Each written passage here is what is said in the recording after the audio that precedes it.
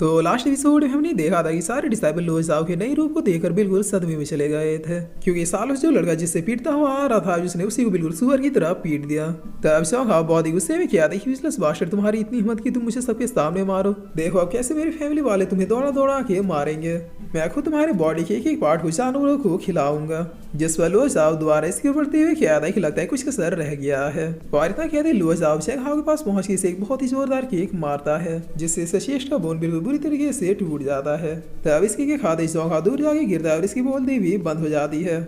जिस पर लो जाओ यहाँ से जाते हुए क्या आता है कि सीडेड की फैमिली थोड़ी स्ट्रॉन्ग है, इसलिए बाकी के डिसाइबल से डरते हैं। लेकिन जिस हिसाब से मेरी कल्टीवेशन ग्रो हो रही है उस हिसाब से मुझे नहीं लगता कि मुझे अब फिक्र करने की जरूरत है, क्योंकि एक बार अगर मैं पावरफुल हो गया तो फिर मुझे जाविया सेक्ट में एडमिशन मिल जाएगा, जो कि सिटी का वन ऑफ द मेजर सेक्टों में से एक है। वहाँ पर एडमिशन मिल जाने के बाद ये जॉन्ग फैमिली जैसी छोटी फैमिलियां तो मेरे पीछे आने की भी हिम्मत नहीं करेगी। जिस पर अब सीन चेंज होता है और हम लो जाओ के पैलेस को देखते हैं, जहाँ पर अब खुद से कह रहा होता है कि अब जॉन्ग हाउ दोबारा कभी मेरे रास्ते में नहीं आएगा। लेकिन साथ में मुझे पता है शायद उसका एक बड़ा भाई भी है, जिसकी लेवल बॉडी रिफाइनिंग के 7वें लेवल पे है। जब उसे पता चलेगा कि आज मैंने उसके भाई का क्या हाल किया तो फिर वो अपने भाई का बदला लेने मेरे पास जरूर आएगा। तो फिर आखिर अब मैं क्या करूँ? क्या मैं कुछ समय के लिए कहीं छिप जाऊँ? नहीं, आखिर मैं ऐसे कब तक छिपता फिरूंगा? वैसे भी 3 महीने के बाद एनुअल एग्जाम है, जिसमें अगर इस बार में पास नहीं हुआ तो फिर मुझे इस सेक्ट से निकाल दिया जाएगा। वैसे सारे प्रॉब्लम्स का बस एक ही उपाय कि मुझे जितनी जल्दी हो सके उतना ज्यादा पावरफुल होना होगा। और इतना कहते लुआ जाओ अपने लाइफ और डेथ के बीट को एक्टिव करते हुए प्रैक्टिस करना शुरू कर देता है। तब कुछ समय बीतने के बाद जैसे लुआ अपने पैलेस से बाहर आता है तो इसके इंतजार में शेख हाओ का बड़ा भाई खड़ा होता है। जो अब लुआ से क्या रहा है कि इधर की औलाद तो फाइनली तुम बाहर आ ही गए। आखिर तुम्हारी हिम्मत कैसे हुई रे मेरे भाई को अधमरा करने की? तब लुआ क्या रहा है कि अगर तुम सीनियर ना होते तो अभी तुमने जो कहा उसके लिए मैं तुम्हारा जबड़ा तोड़ चुका होता। जिसे सुना शोहाओ का भाई बहुत ही फॉर्म में आते हुए क्या रहा है कि क्या कहा तुमने? तब लुआ क्या रहा है कि मेरे ख्याल से तुम जोंगे हो, उस घर में जोंग हाओ के भाई जिसे मैंने आज कुछ देर पहले सुअर की तरह पीटा है। वेल तुम्हारा भाई तो एक आवारा कुत्ता था, मेरे ख्याल से तुम उससे बड़े वाले जंगली कुत्ते हो। जिससे सुनते जोंघाया अपने और आंखों पैर करते हुए क्या आई तुम्हारे दिन भर गए बास्टर्ड। और इतना कहते जोंघाया वही अटैक क्रिएट करते हुए सीधे लुआ के ऊपर कर देता है। तब लुआ अपने मन में क्या था कि वो नहीं इसकी लेवल तो 7 नहीं बल्कि अब 8 पे पहुंच गई है। जिस पर अभी सड़क की वजह से लुआ जाओ सीटते हुए दूर चला जाता है। तब ये अपने हाथ की ओर देखते हुए क्या था कि बुरे फंसे अभी इससे डील करना बहुत ही ज्यादा मुश्किल होगा। जिस पर जोंग है क्या था कि अरे तुम बच गए, लेकिन कैसे? तुम तो एक ही विलस थे ना। वो लगता है तुम्हें कुछ हिडन स्किल है, तभी तो तुमने मेरे भाई को पीट दिया। और फिर जो है आगे बढ़ते हुए क्या आता है कि नो प्रॉब्लम, तुम्हारे पास चाहे कोई भी स्किल क्यों ना हो तुम मुझे डिफीट नहीं कर पाओगे।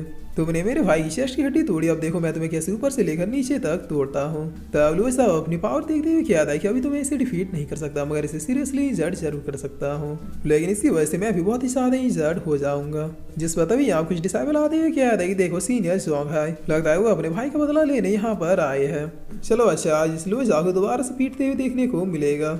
तब शौक है क्या रहा है सेट के रूल के हिसाब से मैं तुम्हें अभी तो नहीं मार सकता, मगर इस साल के एनुअल एग्जाम तक मैं तुम्हें बेड में जरूर लिटा दूंगा। और इतना कहते ही जोंग अब सीधे अपने पॉइजनस पंच को क्रिएट करते हुए लुआ की ओर बढ़ जाता है। लेकिन तभी यहाँ पे आपको लेडी आती हुई कहती है कि रुक जा। तब इस वॉइस को सुनते जोंग रुक जाता है, जिस पर ये लेडी अभी लू की ओर ही आने लगती है। तब इन्हें देखते ही सारे डिसाइबल अभी ग्रेट करते हुए टीचर लू कहते हैं। जिस पर जोंग भी अभी ग्रेट करते हुए कहता है टीचर लू आप यहाँ। तब टीचर लू क्या देखी जोंग तुम अपर क्लास ये सीनियर डिसाइबल हो, इसके बावजूद भी तुम अपने पावर से शो ऑफ यहाँ पे जूनियर से सामने कर रहे हो। क्या इसे रैगिंग या फिर बुलिंग नहीं कहते हैं? जिस पर शौक है क्या टीचर लू आप गलत समझ रही है, इसने पहले मेरे छोटे भाई को इंसर्ट किया, इसलिए मैं तो यहाँ सिर्फ अपने छोटे भाई का जस्टिस लेने आया हूँ। तब टीचर लू अब लुआ की ओर देखते हुए अपने मन में सोचती है क्या 4th level of body refining, लेकिन कुछ दिन पहले तो ये लड़का 2nd लेवल पे था। आखिर चंद दिनों में इसकी कल्टीवेशन इतनी फास्टली कैसे ग्रो हुई? लगता है अभी के लिए मुझे इसे इस प्रॉब्लम से बचाना होगा। जिस पर यही सब सोचते हुए टीचर लू क्या मुझे डिसाइबल्स के बीच झगड़े में नहीं पड़ना चाहिए, लेकिन यहाँ के रूल के हिसाब से डिसाइबल सिर्फ उन्हीं से फाइट कर सकते हैं जो सेम क्लास में हो या फिर सेम लेवल के हो। जो अगर तुम्हें सच में अपने भाई की रिवेंज चाहिए तो फिर इसके लिए तुम्हें 3 महीनों का वेट करना होगा, क्योंकि 3 महीनों के बाद ही एनुअल एग्जाम होगा, जिसमें अगर लुआ पास हो गया तो फिर ये तुम्हारे क्लास में ही पहुंच जाएगा। उसके बाद तुम इससे बिना किसी रोक टोक के कम्पीट कर पाओगे। तब ये सब सुनिए जोंग अपने मन में क्या आता है कि मैं जानता हूँ कि ये इसे बचा रही है, मगर बस 3 महीनों के अंदर ये लूजर क्या ही उखाड़ लेगा। और अब ये सब सोच के जोंग क्या आता है ठीक है अब इस कीड़े को मैं 3 महीने के बाद ही मसलूंगा। जिस पर अविता किया कि चौंक यहाँ से चला जाता है। तब लो साहब टीचर लू को ग्रेड करते थैंक यू सो मच कहता है। जिस पर टीचर लू कहती बस कुछ ही दिनों में 2 लेवल को ब्रेक थ्रू कर पाना, इसका मतलब तुम्हें कुछ पोटेंशियल जरूर है। वेल अब जितना हो सके प्रैक्टिस पे ध्यान दो क्योंकि हर बार मैं ही बचाने नहीं आऊंगे। और इतना क्या टीचर लू यहाँ से चली जाती है। तब लू साहब क्या पता नहीं क्यों मुझे हमेशा से ये ऐसा लगता है कि जैसे टीचर लू कोई सिंपल लेडी नहीं है। खैर छोड़ो, मुझे अब अपनी फाइटिंग स्किल्स इंप्रूव करने के लिए किसी टेक्निक्स की जरूरत है जो ऐसे सिचुएशन में मेरी हेल्प कर सके। और ये सोचते लुआ साहब लाइब्रेरी की ओर जाने लगता है। जिस पर अब लाइब्रेरी में आते ही यहाँ पर रखी डिफरेंट टाइप की कल्टिवेशन और टेक्निक्स वाली बुक्स को देखता है और देखते हुए क्या कि मुझे कुछ ऐसा चाहिए जो मेरे कल्टिवेशन और बॉडी के लिए बिल्कुल सुटेबल हो। तब ये सोचते लुआ साहब एक बुक को उठाते हुए क्या है कि मिल गया ड्रैगन टाइगर फिस्ट, यही तो मुझे चाहिए था। मेरे स्ट्रेंथ के हिसाब से इस बुक को कल्टीवेट करना बिल्कुल वर्थ इट होगा। जिस पर इस बुक को लेकर लुआ जाओ यहाँ से जाने लगता है। तभी लियोन इसके पीछे आते हुए क्या दे कि रुक जाओ। तब पीछे मुड़ते लुआ जाओ क्या था कि लियोन तुम यहाँ। जिस पर लियोन थोड़ा सरप्राइज होते हुए क्या था कि तुमने 4th लेवल को अचीव कर लिया। तब लुआ जाओ क्या था कि हाँ हो गया। जिस पर लियोन क्या था कि लेकिन कैसे 3 दिन पहले तो तुम बस दूसरे लेवल पे थे। तब लुआ जाओ क्या था कि शायद मेरा लक अच्छा था जो जॉन्ग हाउस से फाइट करने की वजह से मेरी कल्टीवेशन इतनी फास्टली ग्रो हुई। वेल मुझे अब जाना होगा, मुझे प्रैक्टिस करना है। जिस पर लियोन क्या देखी वो मैं कह रही थी थैंक यू सो मच, मैं उस दिन तुम्हें कह नहीं पाई। तब लुआ जाओ यहाँ से जाते हुए क्या रहा है कि नो प्रॉब्लम। जिस पर लियोन भाग के इसके पास आते हुए क्या देगी सुनो तो अगर इस साल भी तुम पास नहीं हो पाए तो क्या तुमने आगे क्या करना है उसके बारे में कुछ सोचा है। तब लुआ जाओ क्या रहा है कि नहीं सोचा है। जिस वाले क्या देखिए अगर इस साल भी तुम फेल हुए तो टेंशन मत लेना, ये सेट से निकल कर तुम सीधे मेरे लियो फैमिली में आ जाना। वहाँ मैं अपने एल्डरो से किया कि तुम्हें टॉप गार्ड्स की जॉब दिलवा दूंगी। तब ये सुन के लो साहब क्या रहा है क्या गार्ड की जॉब। और ये बात इसने 3 दिन पहले कही होती तो शायद मैं मान भी लेता। और फिर लो साहब अपने मन में क्या था कि जब मैं पिछले 3 सालों से इस सेक्ट में 2nd लेवल पे था तब इसने कभी ना तो मुझसे बात की और ना ही कभी मेरे बारे में इतना सोचा। महाराज से मेरी लेवल इतनी फास्टली ग्रो हुई तब। खैर छोड़ो।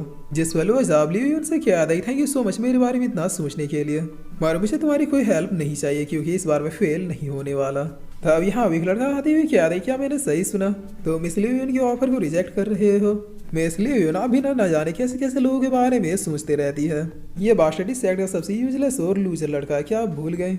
जिस वालों साहब इससे क्या रहा है क्या मैं तुम्हें जानता हूँ। तभी लड़का क्या रहा है कि नहीं जानते और तुम्हारे जानने की औकात भी नहीं है, इसलिए मेरा एडवाइस है कि सैनुअल एग्जाम के होने से पहले तुम इस सेक्ट को छोड़ के निकल जाओ, कम से कम जिंदा तो रहोगे क्योंकि सॉन्ग है बिल्कुल किसी खूंखार शेर की तरह तुम्हारा शिकार करने का वेट कर रहा है।